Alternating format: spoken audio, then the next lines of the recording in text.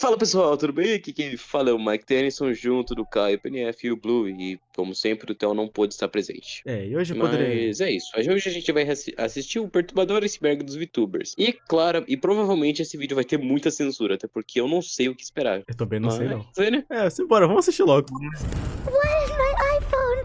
Why did my iPhone just try to read nada out my pesado. location? Eu acredito. Tá, começa ruim. Oh my god, get away from me! A TwitchCon de 2025. Nossa, já começou assim com o pé na Empunhando porta. uma começou marreta, como, né, estava mano? tentando invadir Então. a garagem da casa. Uma avalanche de provas contra um único nome, a pior agência. Meu Deus. Será que vai ter Diferente anel dos Baca outros aí no meio? icebergs que eu já trouxe, Talvez. o episódio de hoje traz uma mistura de ficção e realidade Tem que ter de um a jeito treta da bem Mi Reis estranho. também. Os VTubers são pessoas reais e comuns, assim como você e É. eu, mas que vendem o entretenimento através de personagens fictícios. E apesar do nicho ser, entre aspas, recente se comparado à comunidade otaku ou K-popper, já foram registrados muitos casos bizarros que aconteceram com as pessoas nossa. por trás desses avatares. E descendo da ponta até o abismo, vamos conhecer algumas dessas histórias aqui, no iceberg dos VTubers. Eu descobri. Camada 1, a maior VTuber. Quem é a Quando maior se pensa VTuber? no VTuber mais popular do mundo, nomes como a Gura ou a Pécora vêm à mente. Mas a verdade é que essa coroa pertence a uma figura inesperada. Cookie Sursi, com mais de 21 milhões de inscritos. Muitos podem não Caramba. conhecê-la porque ela não ficou famosa sendo VTuber. Cookie construiu seu império com vídeos infantis, focado em brinquedos e caramba. jogos. Em 2022, já Começou com mais com de os vídeos 17 milhões de infantis, depois inscritos, ela fez uma transição sutil, adotando um modelo VTuber para suas transmissões, provando que a magia dos avatares virtuais não se limita apenas ao universo otaku. Superchats. Legal. Gente, acabou o som anúncio, então já vou dar o play aqui, porque, né? Superchats. Bora. Por anos, um ranking chamado Playboard monitorou todos os canais do YouTube que mais recebiam superchats. O ranking era global e incluía todo tipo de canal. espécie E por muito donate, né? tempo, quase Pô, ninguém Caio, além tem de que tá aí VTubers também, né? apareciam no top 10. Das ok. 10 posições, 8 ou 9 eram ocupadas exclusivamente por talentos da HoloLive. Era uma Deus. fila de VTubers acumulando Japão, milhões de meu. dólares em doações, enquanto o resto do mundo ainda tentava entender o que era um VTuber. O caso mais curioso é o da Russia. Em fevereiro tem de na 2022, ela foi demitida da conheço. HoloLive após vazar informações confidenciais da empresa para um namorado. O contador de superchats Não. parou em mais de 3 Nossa. milhões de dólares. E mesmo assim, até o momento que eu tô 16 gravando mil esse reais, vídeo, cara. Russia permanece como a VTuber com mais doações na história do YouTube. Quem acompanha meus vídeos já deve ter percebido Caramba, que eu gosto muito de trazer dados específicos aqui, como datas, quantias em dinheiro, números de inscritos, mas a verdade é que para esses números alcançarem patamares tão altos, é preciso Sim. ter profissionais extremamente qualificados por trás da tecnologia e da arte. E hoje eu trouxe um tópico extra para falar justamente da escola que forma esses talentos. A EBAC. A EBAC é a escola britânica Não, cara, eu de tava arte muito- e design. Sério, Manual- realmente, esse manual me surpreendeu. Foi bem, cara, o gancho aí da IVAC. Mano, esse Tem ad dois foi cursos como de analista Ah, tá. diversas e obrigado Esse gancho da Neuro-sama EBAC foi bom. patrocinar esse vídeo e agora sim Esse vamos gancho ao eu próximo gostei. tópico. Vamos lá. Neuro-sama. Esse é o nome de uma VTuber que eu acredito ser só o começo de muita coisa do que a gente vai ver na internet daqui pra frente. Neuro-sama Vamos ver, né? é uma inteligência artificial real, desigada por um Ah, é, programador canadense conhecido como Vidal. Seu Amador debut no Twitter canadense. veio com uma proposta simples. Uma IA fazendo gameplays ao Cara, vivo, inovou isso sim. cometendo erros absurdos, fazendo comentários bem imprevisíveis e reagindo ao Bem chat estranho, em tempo hein? real. A comunidade foi percebendo que aquilo era diferente de tudo que já havia sido feito antes no espaço VTuber. Durante a live, sem qualquer contexto ou provocação, Neuro-sama virou pra Vidal e perguntou o seguinte: Do you think I'll ever be real? O clipe virou um debate filosófico Nossa, massivo sobre se meu ela Deus. sabia o que Nossa. estava perguntando, se havia algo ou alguém por trás do código e se existia alguma forma de subjetividade acontecendo ali. Mano, Essa ausência de resposta foi mais impactante do que qualquer Hoje eu não vou explicação dormir à séria. noite. Também não. Graduações em massa.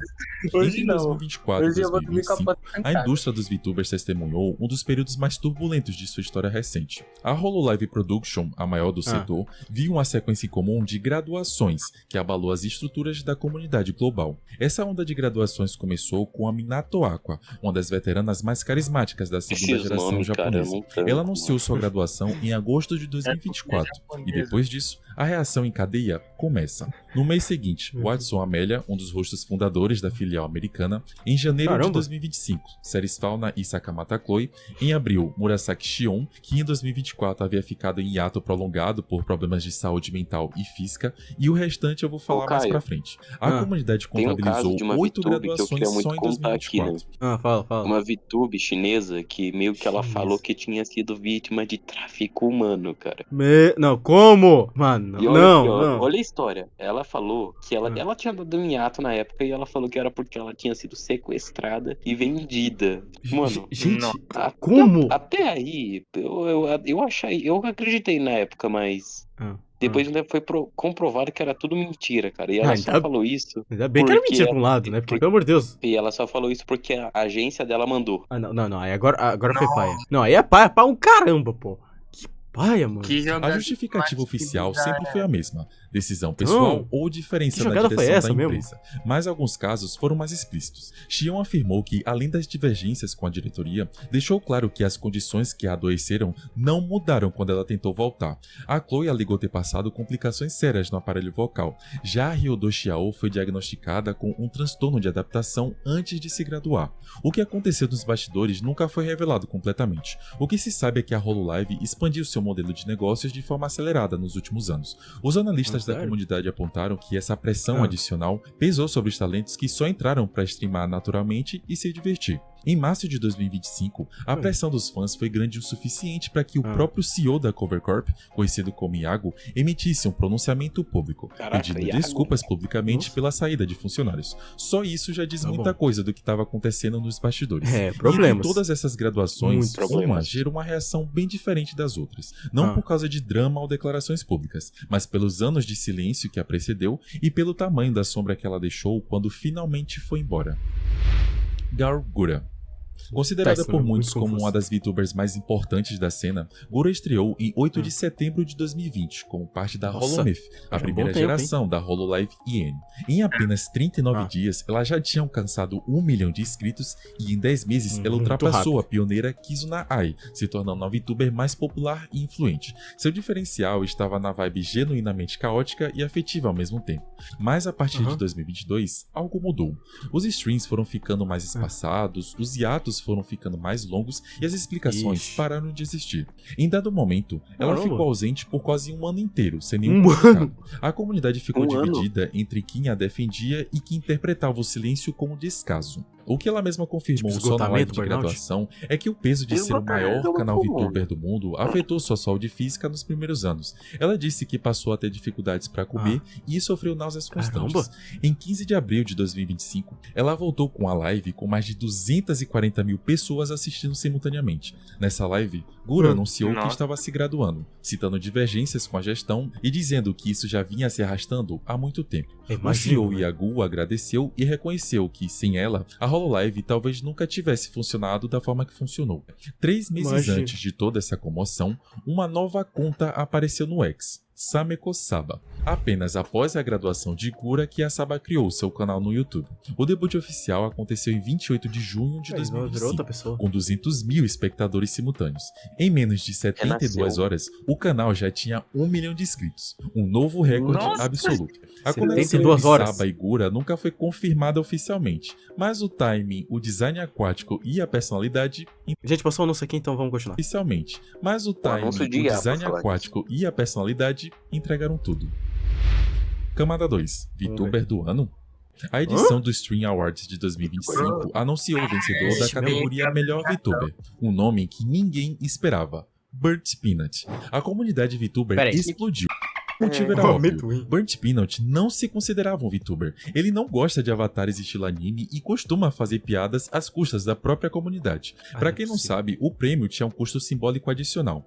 Iron Mouse vencia a categoria havia 3 anos consecutivos. Peanut quebrou esse ciclo com um avatar que o próprio XQC descreveu ao vivo como o modelo mais ordinário que existe, saindo direto do Windows 95. E não, a Iron Mouse não ficou em silêncio. Dias depois da premiação, durante uma live, ela chamou o ódio da comunidade de cringe e defendeu Peanut publicamente. Por causa disso, os próprios fãs dela viraram seus inimigos. Posts no Reddit documentaram ameaças diretas a ela. A mulher que perdeu o próprio recorde passou a ser mais atacada do que o próprio vencedor que gerou esse escândalo todo.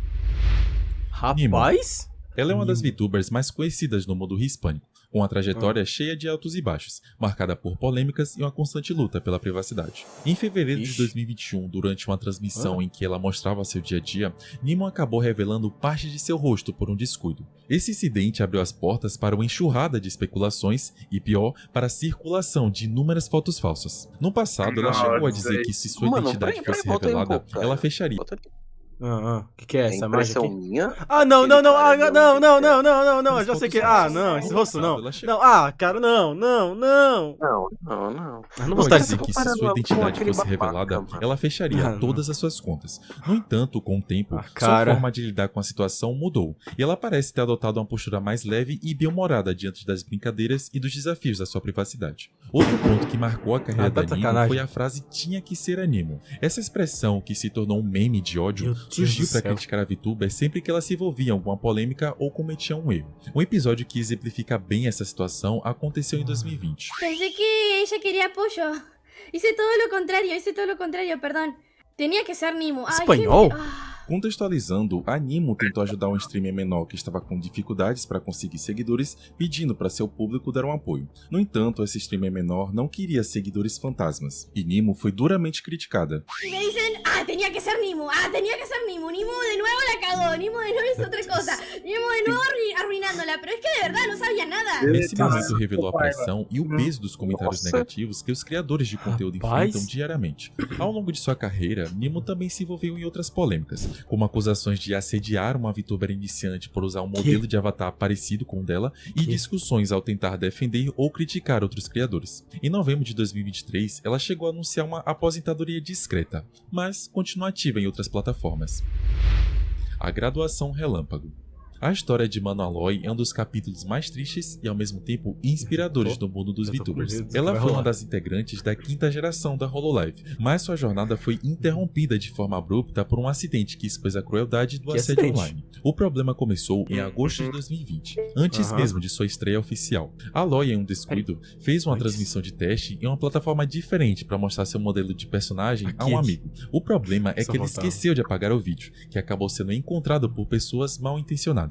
Esse pequeno erro foi o suficiente para que grupos de antifãs começassem uma campanha de ódio. Eles não apenas espalharam o vídeo, mas também foram atrás de informações pessoais da Aloy, conseguindo até mesmo seu número de telefone. Ela começou a receber ligações de pessoas furiosas e ameaçadoras, o que causou um enorme sofrimento para ela e sua família. Diante da pressão e do trauma, Mano Aloy tomou uma decisão difícil. Em 31 de agosto de 2020, a Hololive anuncia sua graduação. Embora a agência tenha oferecido apoio, a decisão final partiu da própria Aloy. Ela passou apenas 2 semanas como VTuber oficial da Hololive, realizando apenas uma live de estreia.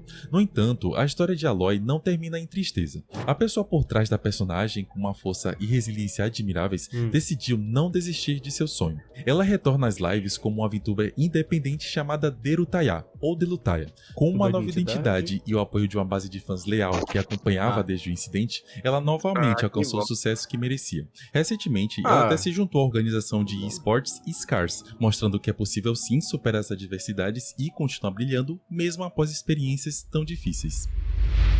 O fim da Nelbaka. Opa, agora vamos como um farol de esperança no crescente universo dos VTubers brasileiros. Fundada por Toshirus, Dante Will e Eris, a agência na verdade era apenas um grupo informal, mas quando a Shisai entrou como CEO, a Nelbaka passou a ser vista como uma propulsora de talentos, transformando paixão em carreira.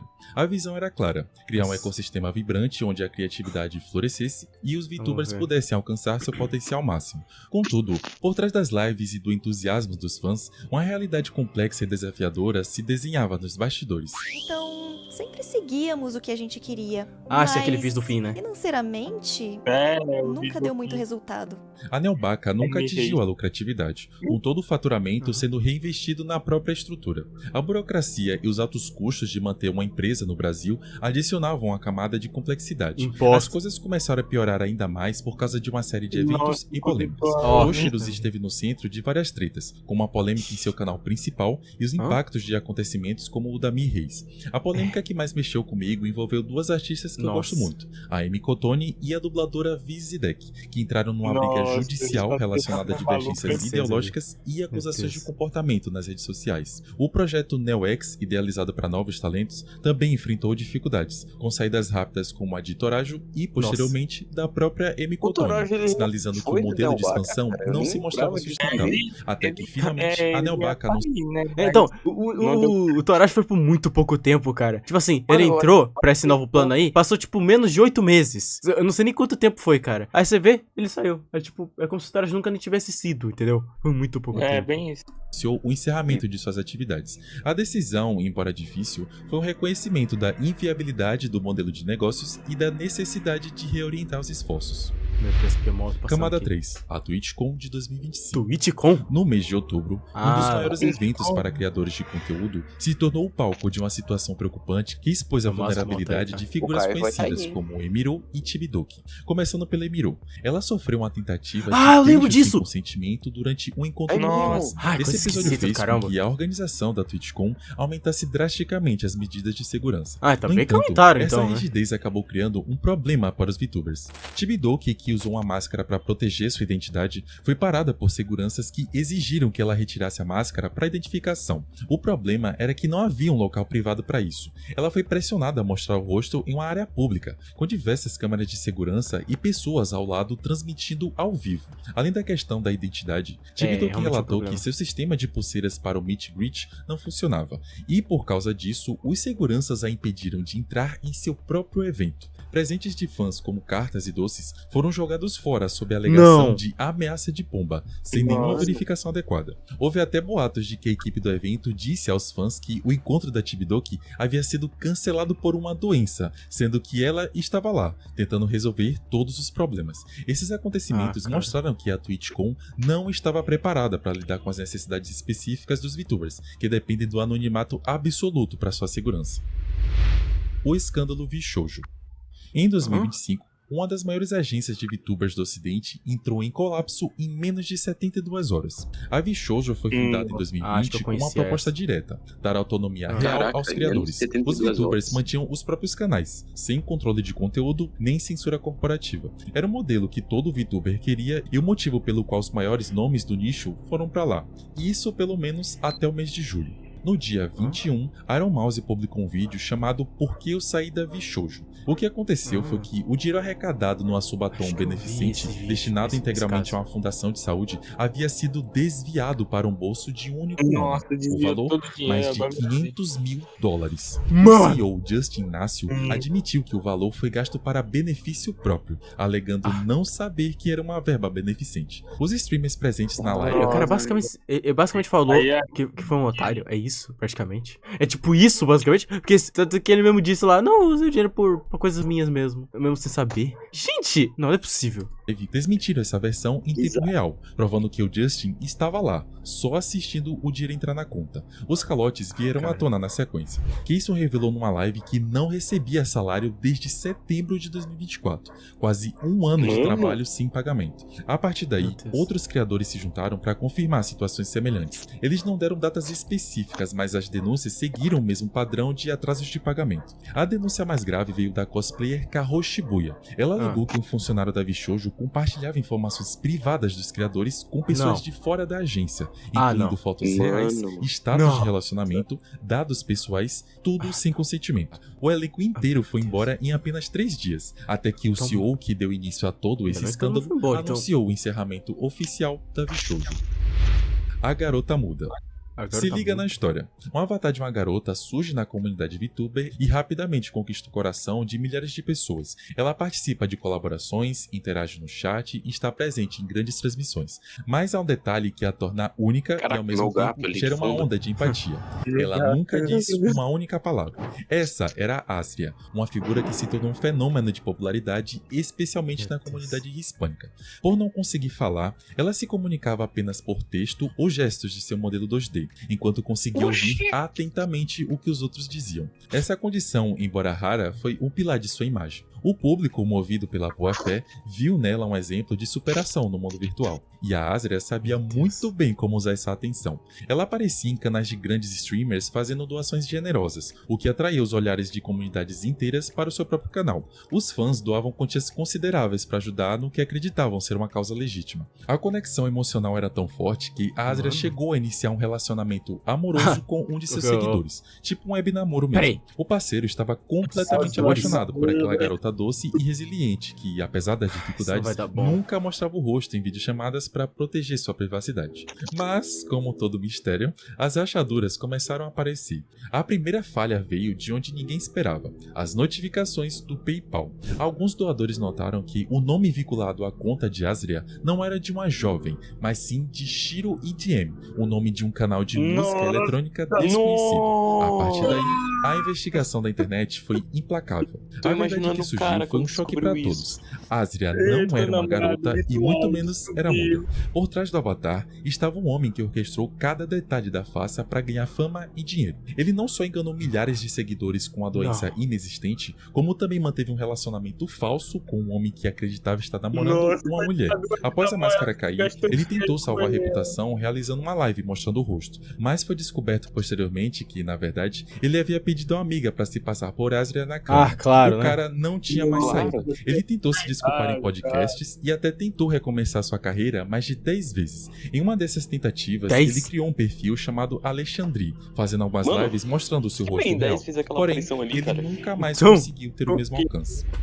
Do nada. Camada 4. O site de menstruação. Ah, eu vi esse caso. Não. Então, gente, eu meio que tô aqui, né, um negócio, mas o Toquito aqui, né, barra Mike, tá desacreditado que você trocou aqui. Mano, você vai ver, você vai ver. Site de menstruação.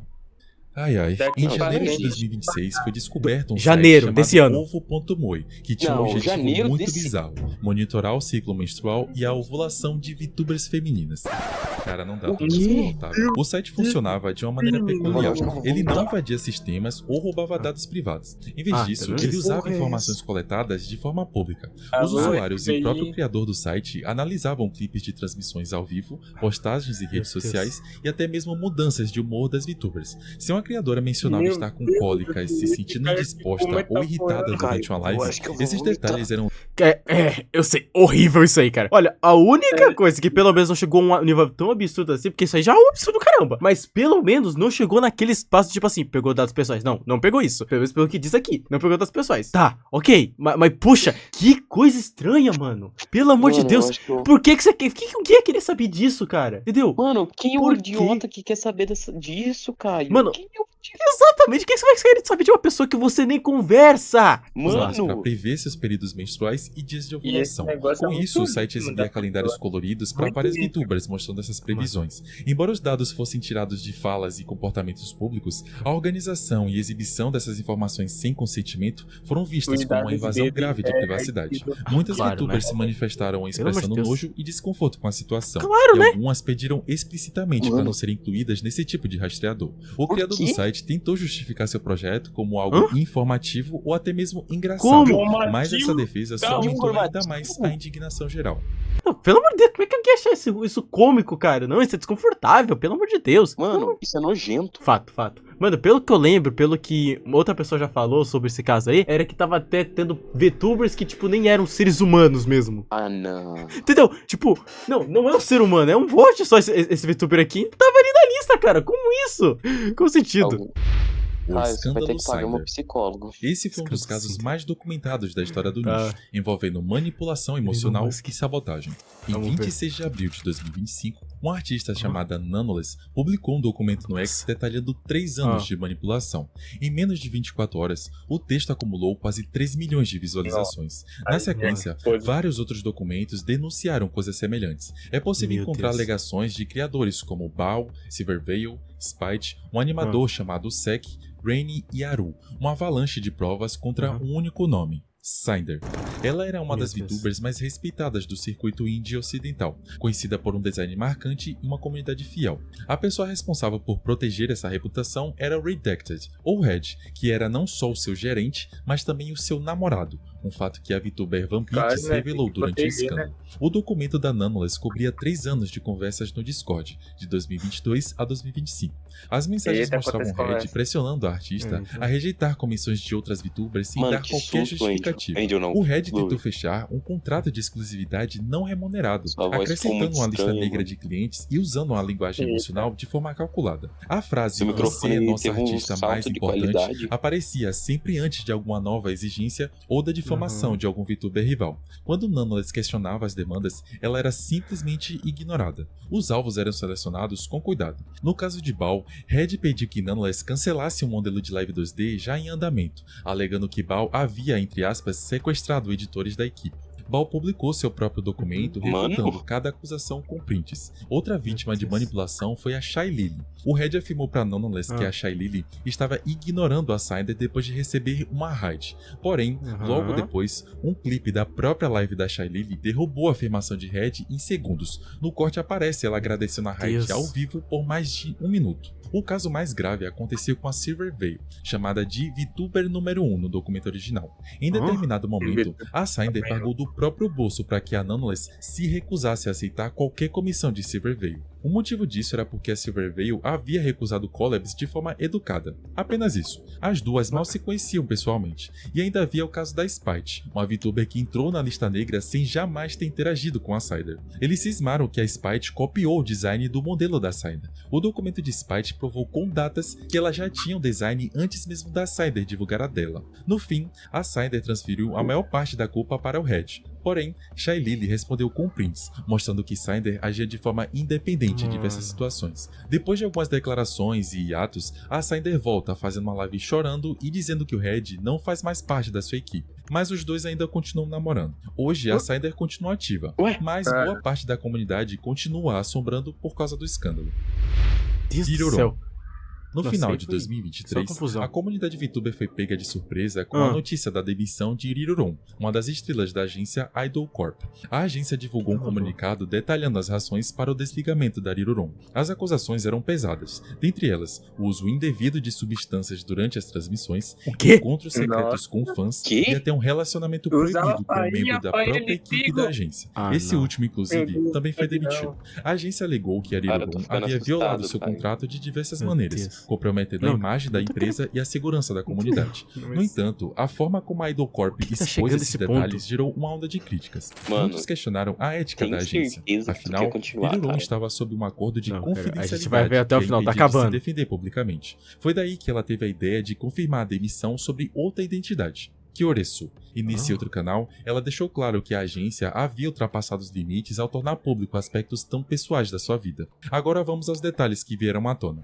As substâncias que a agência insinuou serem drogas eram na verdade pílulas para dormir. Riruron as usava em lives e a sonolência que causava era parte de sua persona. Embora não fossem ilegais, o uso de qualquer substância que alterasse seu estado em uma transmissão poderia ser visto como uma quebra de contrato. Sobre os encontros com fãs e a temática, a situação era mais complexa do que parecia. Riruron fazia transmissões de ASMR com conteúdo sugestivo, onde ensinava situações provocativas como se estivesse traindo os espectadores. Isso, combinado com a acusação de encontros presenciais e aceitação de presentes caros, levantou sérias questões sobre os limites da interação entre VTubers e seu público. E para completar o cenário, o relacionamento secreto com um membro da equipe da Idol Corp, que era casado, adicionou mais uma camada de drama pessoal ao escândalo. A agência, ao divulgar esses detalhes, expôs não apenas a Riruron, mas também a si mesma a crítica sobre a gestão de seus talentos e a proteção de privacidade. Pulpiara. Ela era uma VTuber chilena conhecida por seu conteúdo mais adulto. Em julho de 2022, ela começou a compartilhar notícia devastadora com sua comunidade. Ela estava tratando contra o meduloblastoma, um tipo agressivo de câncer cerebral. Em suas lives e redes sociais, ela detalhava o sofrimento, a fadiga e a necessidade urgente de cirurgias caras. Foi mal falar isso, né? A comunidade comovida se mobilizou em uma onda de apoio e doações, acreditando estar ajudando uma pessoa em uma batalha de vida ou morte. As doações chegavam. A Pulp continuava a postar sobre sua luta, seus tratamentos e a esperança de cura. No entanto, a verdade por trás de sua história era muito mais sombria. O dinheiro arrecadado, que deveria ser usado para combater o câncer, foi desviado para um propósito completamente diferente. E qual é? Cirurgia de redução de estômago. A farsa começou a desmoronar quando Pulpiara não Numa tentativa de provar seus gastos médicos, publicou uma fatura.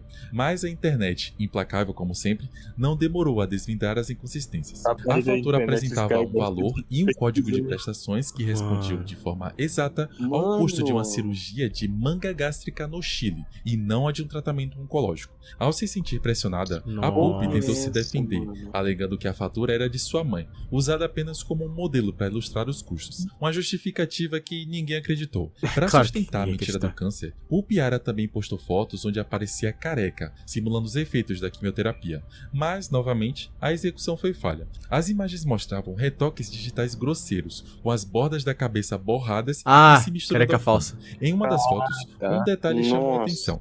A haste de seus óculos simplesmente desaparecia, evidenciando o uso de um filtro de cabeça raspada que apagou parte do objeto. Além disso, suas sobrancelhas permaneciam intactas, algo incomum em tratamentos de quimioterapia agressivos. O desfecho foi a queda de sua reputação.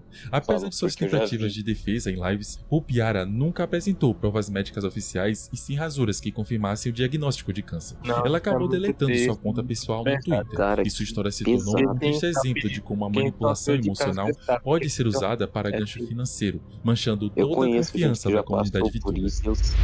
Camada 5. O efeito borboleta de Taiwan. Cara, você essa camada vai ser a última. Mano, se a gente já viu as coisas mais absurdas, imagina que vai ser essa camada, né? Eu vou avisar, dar um aviso. Pessoal, caso eu vou avisar que a gente não vai se responsabilizar por possíveis tratamentos psiquiátricos por aqui, tá? Esse vídeo aqui já... Não vem culpar a gente, porque a gente não vai pagar psicólogo. Prossiga por sua conta e risco. Vamos lá, né?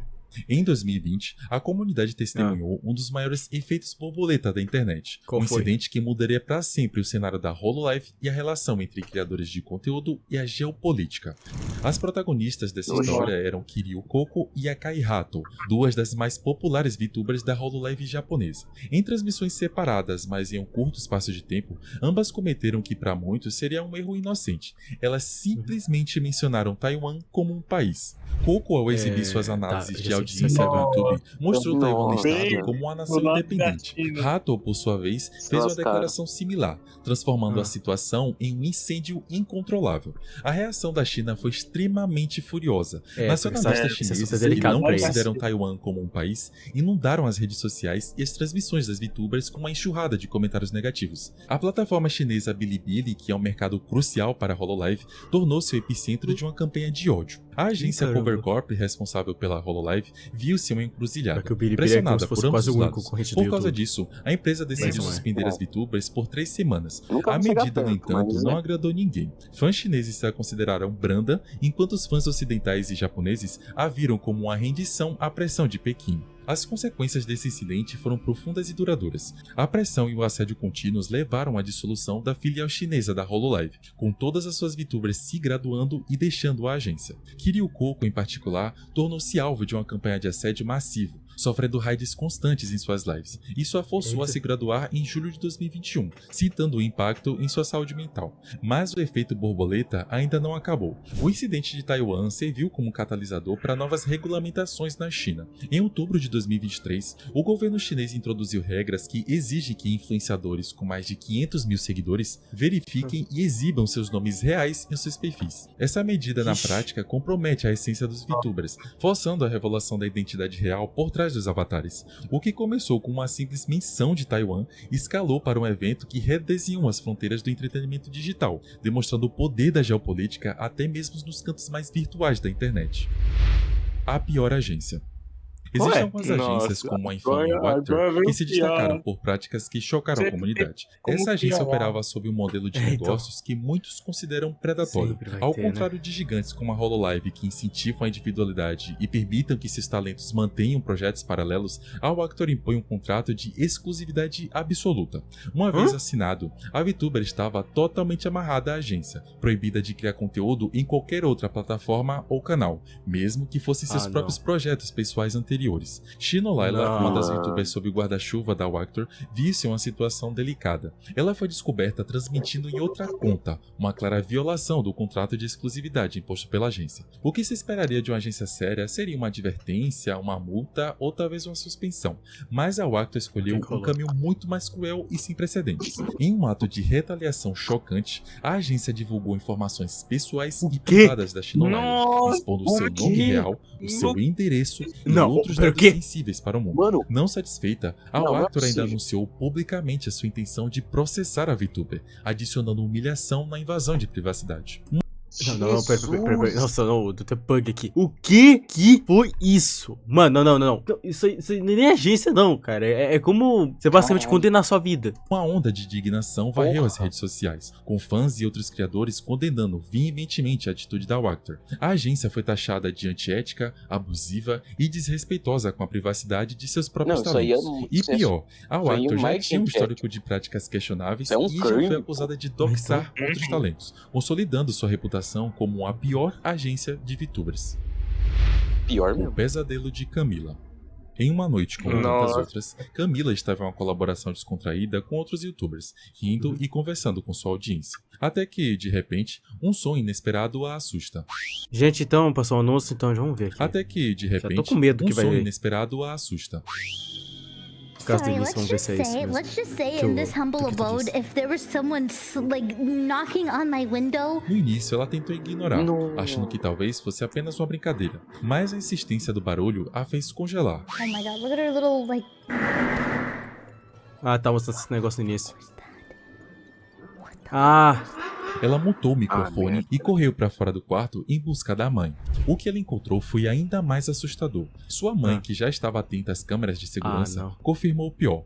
Um homem, empunhando uma marreta, estava tentando invadir a garagem da casa. Não é Os possível. gritos do invasor ecoavam enquanto Camila e sua mãe se escondiam aterrorizadas. Da sorte, a polícia, que já estava patrulhando a área devido ao aumento de incidentes, chegou rapidamente. As sirenes se aproximaram, os gritos cessaram e o homem foi preso no local.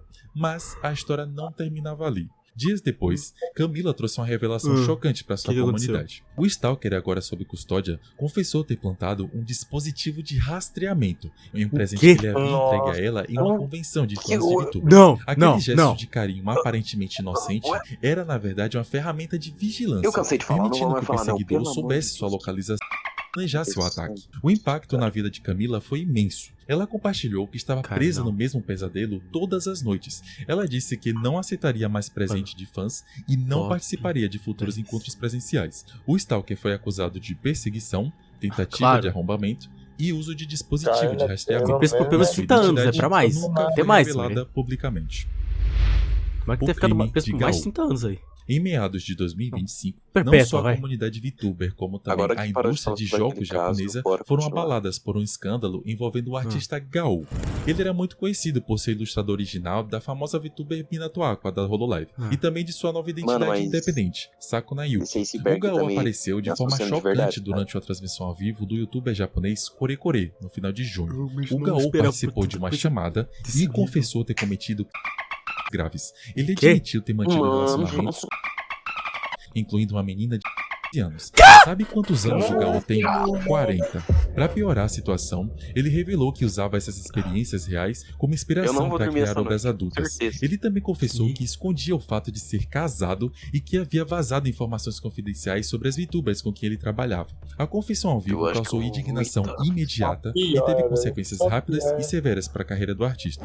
A Nintendo, conhecida por suas políticas rígidas, agiu rapidamente no jogo Fire Emblem Heroes. A empresa moveu todas as ilustrações feitas por Gao para os personagens Mae e Chiki, anunciando que elas seriam redesenhadas por outros artistas. Já no mundo dos VTubers, a resposta também foi dura. Sakuna Yuki, que trabalhava com ele, emitiu um comunicado cortando todos os laços com o artista e anunciando que procuraria um novo ilustrador para refazer sua personagem. O impacto se espalhou por outras empresas como a Kadokawa e a DMM Games, que cancelaram projetos, retiraram livros de circulação e substituíram as artes de Gao em diversas séries. A carreira do artista desmoronou completamente, resultando no encerramento de suas contas em redes sociais. Prende esse cara por perpétuo aí, tá? Se você chegou até aqui, comenta o caso que mais chamou sua atenção. E muito obrigado por assistir. Eu vou ficando por aqui. Eu sou o Danuk. E o caso que eu falei. No próximo vídeo. Mano, meu Deus do céu. É daqui de Acapos, o cara que ele falou aí no início do vídeo, gente. Meu Deus do céu. Não, eu sabia que ia ser perturbador, mas não sabia que ia ser tão bizarro assim. Pessoal, com certeza vai ter censura nisso aqui, pelo amor de Deus. Não, a camada 5 aqui, essa camada 5, com certeza aqui, tipo assim, essas comecinhas aqui, tipo, acho que a 3 não vai ser tanto, assim, a 4 possivelmente vai ser uma coisa ou outra, mas essa 5 com certeza. Mano, é sério, eu tô assustado, Caio. Cara, naquela parte que apareceu ali, negócio de menstruação, eu fiquei assustado, eu fiquei sem acreditar. Cara, eu não tenho nem palavras aqui, ó. Gente, esse aqui foi o vídeo de hoje. Você me já vou ter consulta aqui. Eu vou ter que Adeus. tratar Tchau. agora minha sanidade mental. Falou. Falou, tchau, pessoal.